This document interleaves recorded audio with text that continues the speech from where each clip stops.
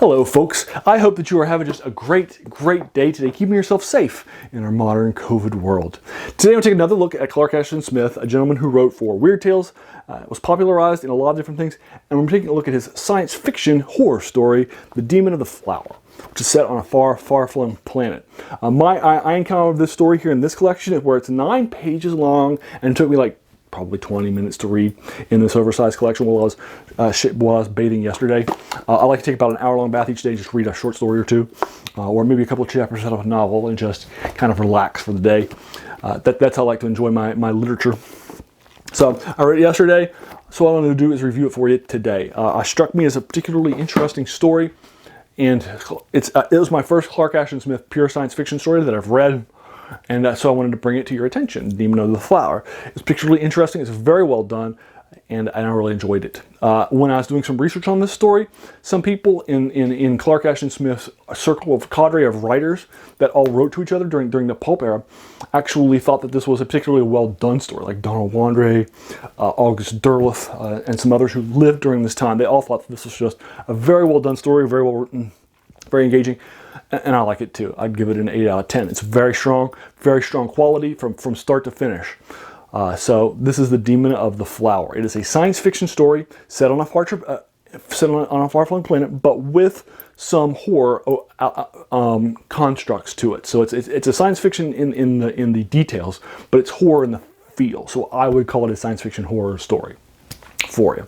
Now, he tried to submit this story to Weird Tales and Strange Tales, both of which he wrote a lot of stories for when he was writing a lot of stories from 1930 to 1935 when his parents were not feeling well and he was the sole provider thereof. And he was writing at a very, very prodigious clip. And that's pretty much the only time that Clark Ashton Smith wrote prose. For the rest of the time, he was writing poetry, he was doing statues, he was an artist who had grown up in California, but had developed a very, very quick clip of writing high quality stories. I have never read a Clark Ashton Smith story to this day that I didn't think was good, that I didn't enjoy, that I didn't come out saying, well, that was really good. He's an incredibly talented wordsmith, and I could not recommend him to you more. I think he's probably the pulp era's most forgotten talent, and he's probably the person I've reviewed the most for you for this channel, for that reason. He gave him and his two conspirators for the pulp magazines that he was writing for, H.P. Lovecraft and Robert E. Howard, both more well known for Conan and Cthulhu, respectively. So, unfortunately, Clark Ashton Smith, who is the creator of Worlds, isn't as well known. But in this story, it's just incredibly well run, incredibly well written, and it's incredibly nice and detailed, but it doesn't have a lot of action to it. And August Derleth said that's actually the weakness of the story and probably going to keep you from selling it.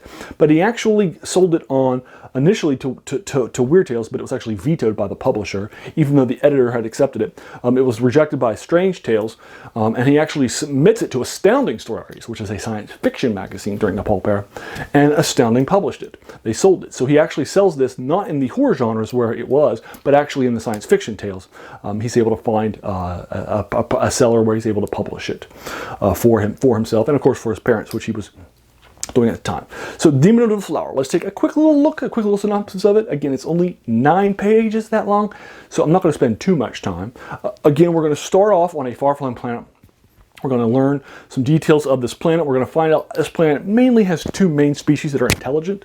The first species is basic humans that are sort of the servants and kind of in charge, but not really. And they are servants of a flower-like plant species that's also intelligent, that lives on the species. And there is somebody who is in charge of the capital. He's given the name King, and the King is going to be our protagonist for this story.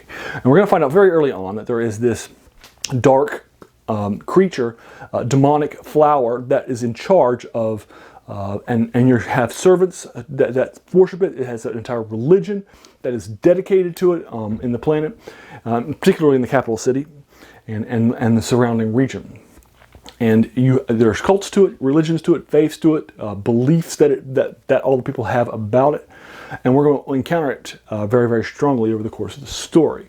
One of the things that's going to end up happening very, very quickly is that the king's lover who's also a cleric of this demonic flower creature, is also going to be one who's going to be sent to the demon, and her blood is going to be given to it as food in the next offering that's going to happen as a part of their calendar and their worship calendar. So our king has decided that he wants to set out on a quest to find a way to kill this demonic flower thing.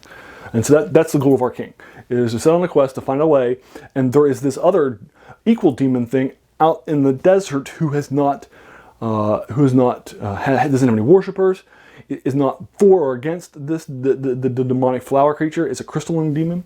And so what's going to end up happening is that our king is going to set out a quest to this desert to try to find this other demon and find out a way of how to kill it, and then kill the flower demon, so in order to save his beloved.